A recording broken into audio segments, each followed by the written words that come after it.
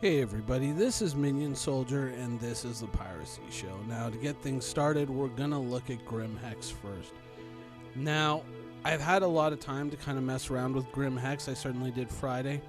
But unfortunately, the Sunday client, as you can see in this video up in the corner, has turned out to be a little bit problematic. So I'm going to kind of go off of the old stuff that I got. I mean, really, there are no changes, and to be honest, the Friday client that I had was obviously a superior build. Real quick, off the top, the frame rates are so much smoother now. I don't have the technical expertise to explain the this and the that of frame rates and video cards and whatnot. That's just not my area. So I'm not even going to try. But what I can say is, though, even though I haven't really seen a huge frame rate increase, the frames that I am getting are much, much smoother. And so if you're one of those people that got hit in 2.3 and 2.4 with a seemingly a performance downgrade, you can expect that to be at least somewhat reversed and things to be getting better in 2.5. So obviously I was really impressed with it. Now the environment itself, Grim Hex, is gorgeous. It's absolutely gorgeous. And I mean, when you look at the whole environment, when you have time to explore it, it really feels like Pirates totally got the better end of the bargain when it came to starting areas. Because when you see Port Olisar, it really does feel like a lifeless environment, where Grim Hex feels a lot more lived in and a lot more like a living environment. Like all you need is some NPCs wandering around, and this would really start to feel like a little mini pirate outpost. Obviously, it's too small to be a city. It feels more like this would be a little way station where external pirates would drop off illegal goods that then local smugglers would then smuggle down to Area 18 or Crusader or the different planets in the system. And so if you're thinking it's going to be a huge cavernous environment, it isn't. I haven't found any integration yet with the asteroid hangar, so I'm basically proceeding on the assumption that that is not there, much the way you get the integration of your hangar with Area 18. I feel that not integrating the asteroid hangar with this was kind of a misstep, but obviously with so much work being done, I mean, you can't really complain about it. It would be more, I would say, an opportunity had it been there, but had it slowed down the release of this client any further so that it wouldn't make it for Gamescom, then obviously it would have to go. Though, into the future, I can't wait for it to be there. Now, there's 2 shops that I found so far, and I believe that that's it for right now. I need more time to explore, but unfortunately, my current version is not very exploration friendly. But there is, of course, the clothing shop, which has some very unique clothing options, as we're going to see, I think, real soon. We should get into there. And there is, of course, a gun shop with pirate armor, firearms, the same firearms that legitimate players get. Yeah, here's the clothing shop. And so, it really is, it's not as, kind of like a trip to the mall that Port Olisar is. This is a trip to, the not so great mall, the mall that you would rather not be in. And so it really is kind of, it feels like a more real environment when you start to take all that in. It really feels like more of a lived-in space than something like Port Olisar would. Now, Port Olisar would probably be more like a little highway rest stop along the way to a larger destination rather than a living, breathing space station, obviously. Whereas this is kind of, it's a home to some sketchy characters, and there's room for more. I would think that this would be the ideal place to throw in a little bar and maybe a little casino. But we'll have to wait and see how things develop. Now, as far as downsides with Grim Hex, I'd say the only downside is just the overall persistent downside that comes with every Star Citizen release, which is once you've digested it for about 5 to 10 minutes, you're like, holy shit, this is amazing. I want more. Why isn't my caterpillar here? Or oh, I want an internal docking area so I can, I can dock my cutlass in here and, kind of mess around with docking into the station and actually feeling like I'm in the environment. And then I want some drugs to buy so that I can transport them or smuggle them over here. And it's the stuff that you automatically start to do when you explore an environment like this is, oh, I want to go do this, oh, I want to go do that. And those are the this and the that are the things that aren't in the game yet. And so that's always the persistent negative of Star Citizen is as soon as you see all this new stuff, you're like, okay, now I want to do this. And it's like, it's not here yet. It's not here yet. But you know what? It is a huge, it's not a step. It's a leap in the right direction. And it's something that has been long overdue now. Like almost a year ago when people were complaining about all the chaos at Port Olisar, I was saying, no, that's a good thing because, it's going to make them take shit like that into account and they're going to develop the game along more appropriate lines to limit that. And this is, of course, the fruit of those labors, having criminal players spawn somewhere else other than law-abiding players. So overall, it all works, and it just really is a nice step forward. So if you're holding off from downloading the alpha client, and I totally understand because I'm one of those people that I try to actively avoid the PTU clients because I don't really like to start my day off with X amount of gigs to download before I can play the game. So I totally understand that, but this was very much worthwhile. This got me very excited again and very hopeful because there was just so many steps in the right direction with this release. Frame rates were so much better, a whole new environment to play with, new ships to fly. It's just a win-win. This patch is huge, and of course with Gamescom coming up, it had to be, and it is. It totally delivers, and it's a very impressive environment. And I just, I can't say enough nice things about it. I'm kind of gushing like a fanboy here over this. It feels like Blade Runner. It feels like Aliens. It's just so awesome. The only real downside would be, it's not really a downside because, I was really hoping for the Caterpillar in this release, but when I saw the redone cockpit of the Caterpillar, I knew right then and there that was the final nail in the Caterpillar's coffin, and it wasn't going to be in 2.5. Maybe Hangar Ready 2.6. Maybe. Which, would kind of make sense, because if they do make procedural planets in 2.7, if you got a flyable Caterpillar, then maybe some flyable dragonflies. You can land your Caterpillar on a planet, get on your dragonflies, and zip around. That would be a very good release. If you could time those two together, that would be awesome. But yeah, here we are. We're back in the clothing shop, and I'm just taking a little bit more time to explore it. This was all from my very first time in, Grim Hex, and I'm just kind of running around going like, what's this? What's that? What's this? What's that? And now I'm taking a little bit more time.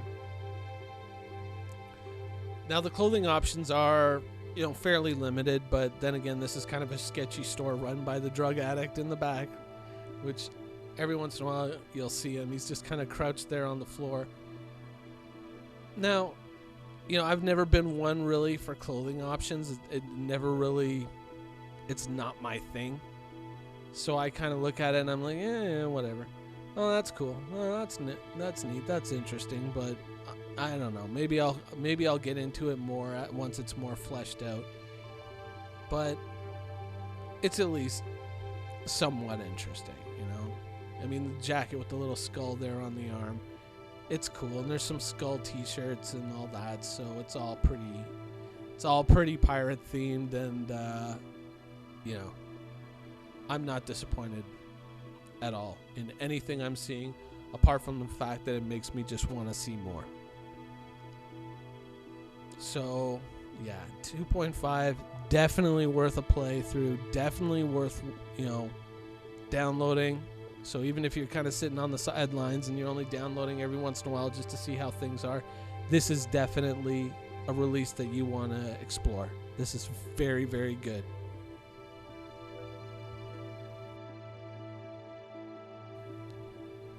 Now, one more thing I want to kind of throw in just so you guys can see it is I had some problems kind of finding the weapon shop when I was running through, and it is kind of off in its own little corner.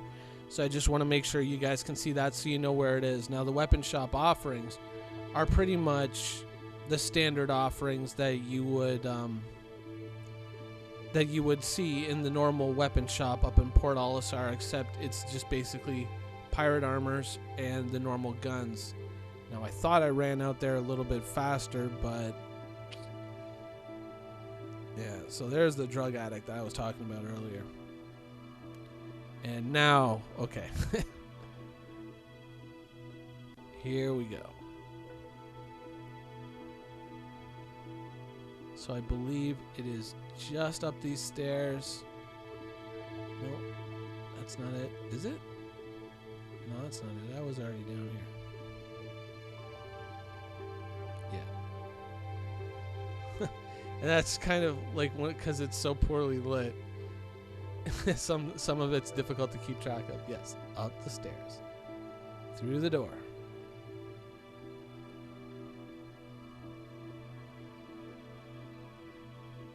And there you go. There's the weapon shop. So yeah, it's just the standard pirate armors and then your basic weapons. But at least now you know where the weapon shop is in case, you don't want to spend too much time digging around trying to find it. Now on to the Reliant. Now, the Reliant isn't primarily a combat ship, at least this version of the Reliant that we're getting. So even though I do have some qualms with the weapon layout on this ship, I would say that those aren't really major issues insofar as, to be perfectly honest, it's nothing that couldn't be remedied fairly quickly and fairly easily and cheaply. So I'm not overly bothered by it. It's just the fact that those weapons are just so far spread apart. I think that having either a twin fixed mount or having it swapped to like a turreted mount for two size ones, much like the chin turret on a Mustang Delta, would probably be a better idea for weapon layout. But overall, as an art asset, it looks gorgeous. The interior is amazing. And I mean, it really does incorporate a much better cockpit design where it's kind of open and you're able to see all the environment, even below you. It's something that I think with a lot of the early ships in Star Citizen, something that was overlooked, that's something the later ships are taking into account. And so I'm very impressed with it. Now, truthfully, even though I do have some qualms with the weapons, it is primarily a cargo ship. So to really evaluate it as a cargo ship, you need cargo and you need all those things in place so that you can kind of mess around with it. But it is nimble. It handles well. It's not overly quick. It's not something that's really gonna blow your socks off. But it's a good looking ship, and I think the combat version would be a lot more interesting so long as some weapon layout issues get fixed. But truthfully, those issues can be fixed quite cheaply and quite easily. So I have a lot of faith that that's going to get done anyway in later versions of the game. But if you do own a Reliant and you're looking forward to the release of this client, you haven't gotten in yet, but you're just waiting for the actual production release, you're going to be very pleased with your ship. It is I feel that you're really going to get your money's worth out of this one, much more so than with an Aurora, which of course is getting a revisit in the future. But if you had to choose, I think that this is a solid upgrade for those of you who want just kind of more of a starter ship, and that's all you're really looking for, I think the Reliant and the Mustang Delta are still two of the most impressive ships out there in that category. I mean, as you can see, I mean, it's totally gorgeous. I would love to put a skull and crossbones on those sails and take this around as a combat ship in the universe. I would love this. And it really does impress. Almost to the point that you can see why they kind of got to go back and redo all the old assets, because all the new assets are just completely blowing them away. I mean, even when they were talking about, well, once we're done with the Mark II version of the Hornet, we're going to give the Mark I a little once over. And it's just, yeah, it definitely needs it, because it seems that with every new ship coming out, the previous ships look a little bit dated. Anyways, yeah, the Reliant, very impressed. Very, very impressed with this ship.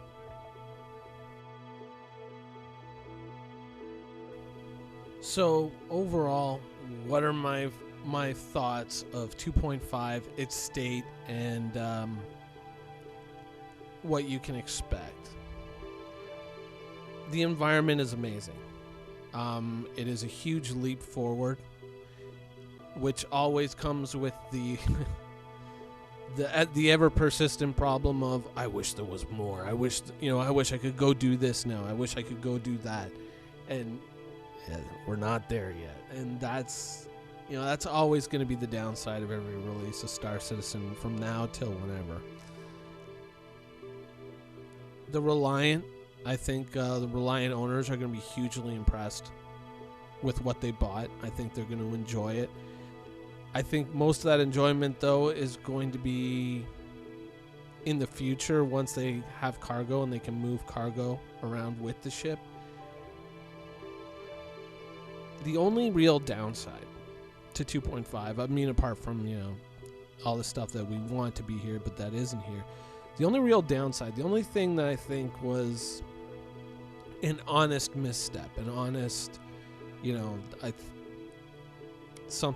just something that I would just say that's kind of pointless, is the Argo. I know a lot of people are going to be like, no, Argo awesome, I want to buy an Argo for LTI, or they want to buy an Argo for an Argo, which, I mean, it's got no quantum drive, it's got no weapons. What can you do with it? There's no cargo in game, and there's no need to shuttle people from ship to ship unless their companion were in the game. And I feel that, I don't know, maybe there's a surprise waiting for us. I highly doubt it. I feel that if their companionship, the Idris, was actually in game, we would be hearing about it. Maybe. I still... Maybe it's there. It's just, it feels to me like introducing the Argos now is a waste, because without the ship to go with them, they're pointless. It's just, what can you do with it? Well, nothing. But it's going to be flyable and it's going to be in game. What does it do? Nothing. I mean, at least with the Reliant, you can fly around, you can shoot stuff, you can complete missions, but with the Argo, you can't even go anywhere to complete missions. At least anywhere within a reasonable amount of time. So, I guess that's why, to me, it kind of seems like there has to be something else in this patch that we're not finding out about. Because the Argo just... I can't see why this would be something that would just kind of be thrown in. Because it feels like, it just feels like an art asset for the sake of an art asset. You can't really do anything with it yet. And to a certain degree, you can argue that with a lot of ships, because, the Starfarer, there's no cargo, but at least you can explore with a big ship. But with a little shuttlecraft, you can't really go anywhere. You can't really do anything. And so that, to me, unless there's something big coming that we don't know, something that's not in this version, that's gonna be in the production version that we get later on around Gamescom, it feels to me that the Argo was kind of a waste of time and would have better been released to coincide with the release of the mothership, the Idris. But overall, this patch is a huge improvement over the last one. So much new shit, so much to be excited about, and so much to look forward to in the future, sadly. Anyways, I hope you guys enjoyed the video, and thanks for watching. Quantum travel initiated.